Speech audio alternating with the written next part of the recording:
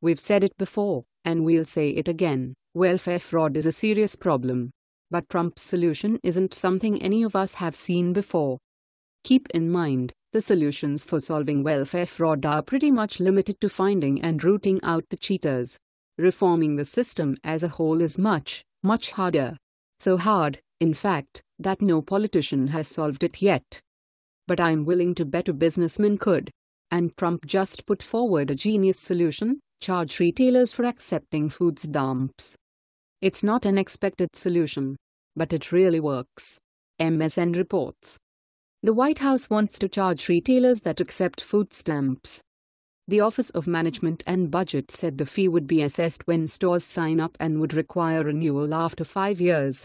The president's budget estimates that the fee would generate $2.4 billion in revenue over the next decade.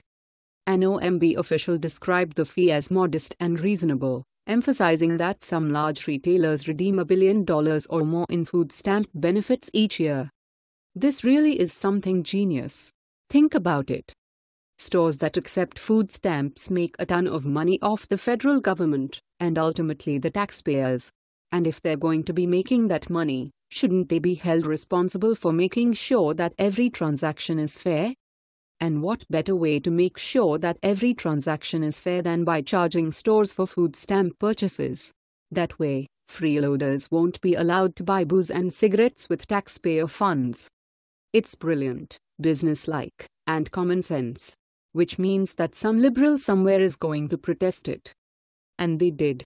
The Food Marketing Institute said, "We oppose the flawed policy of imposing fees on food retailers in order to reduce the cost of the federal government's nutrition assistance benefits to the most needy in our society."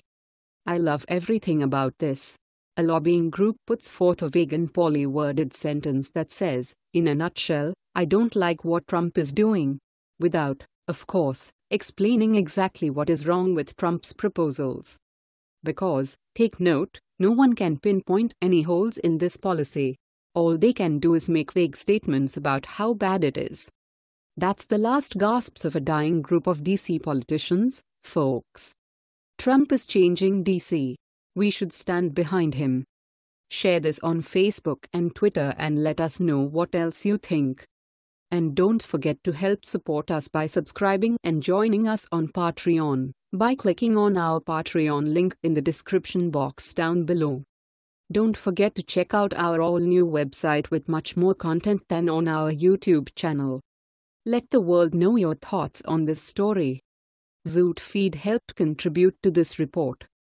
Thanks for watching and goodbye from all of us here.